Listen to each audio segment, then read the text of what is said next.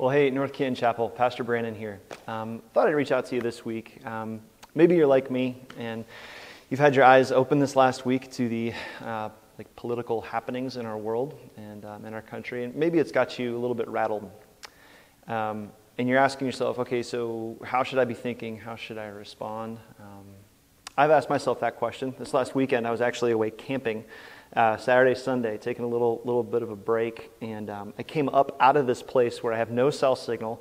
On Sunday morning, I came up to the top of this hill at this stop sign I was driving, and all of my notifications on my phone started going off right when I got cell signal. It was messages, it was emails, an eBay offer, but there was also a lot of news that was coming up just about what's happening in our world. And so I read while I was driving, which is not what you're supposed to do. And I found my way actually to Psalm 46. And so I wanted to read Psalm 46 and just offer a few reflections for the next few minutes. If you're wondering, like, hey, how should I respond? How should I think in times like this? So this is what Psalm 46 says, which is great remedy for the chaotic world in which we find ourselves.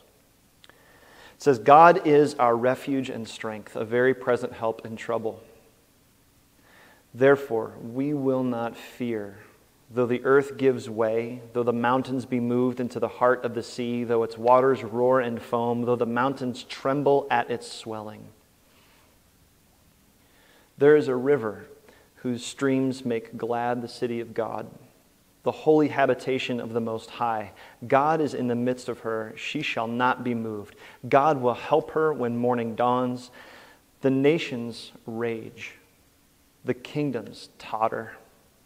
He utters his voice and the earth melts. The Lord of hosts is with us. The God of Jacob is our fortress. Come, behold the works of the Lord, how he has brought desolations on the earth. He makes wars cease to the ends of the earth. He breaks the bow and shatters the spear. He burns the chariots with fire. Be still and know that I am God. I will be exalted among the nations. I will be exalted in the earth. The Lord of hosts is with us. The God of Jacob is our fortress. So that's Psalm 46. And just a few reflections, and then I'll let you go. First thing I love about this, I love how confident this psalm sounds. It says, God is our refuge and strength. There is a river whose streams make glad the city of God. God will help her. The Lord of hosts is with us. Such confident language. And I love even at the end where God says, I will be exalted in the nations. I will be exalted in the earth. Such confident strength. And if you're like me, you hear those verses, especially those last two, and you go, okay, well, when? Come on, God. I'm tired of all the stuff. Can you just... So my word for you is, remember, this is a confident hope that we have because our God never tells a lie, and everything that's in this psalm is true. We can be confident in the hope that is ours. I also love how communal this psalm is. There's a bunch of first-person plural pronouns where he says, God is our refuge and strength. We will not fear. Come, behold the works of the Lord. There's this invitation to community. So you have confidence in one sense, but you've also got community. And I love that because if you're like me, if I'm alone in my own thoughts, or if I'm just kind of drifting on my own, I can get lost in there pretty quick. I need people around me to remind me hey, it's not that bad. Remember that God never tells a lie. Remember that God is on the throne. Remember, come, see, behold the works of the Lord. And that's the function of the church, isn't it? To not just be confident in your own, but to be communally confident and say no, this is what we are to be about, to remember the works of the Lord. Last little reflection, and then maybe I'll wrap it up. I do love how contrasting this psalm is. So yeah, there's 3 C's. So if you want to write that down, there you go. Verse 10 says this, and it's the verse that we all kind of love. It says, be still and know that I am God.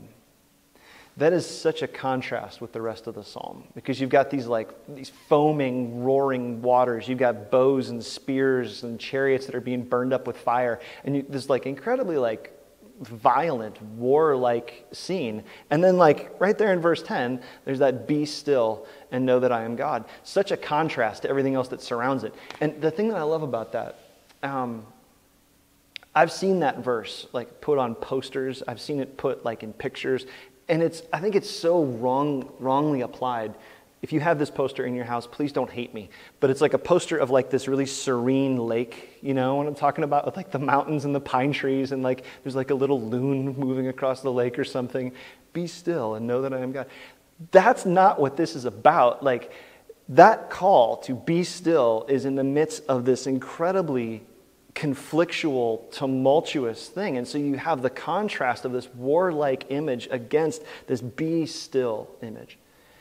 And so my hope for you, man, I'll just invite you into this.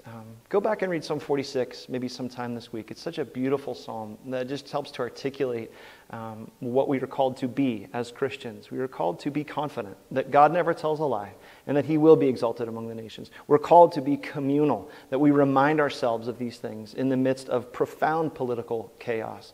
And then last thing, I think we are called to be pretty contrasting. That things look a little bit different in our hearts than maybe they look around our world. And just thank you for checking this out for a couple of minutes. I hope this is encouraging for you. Have a great week.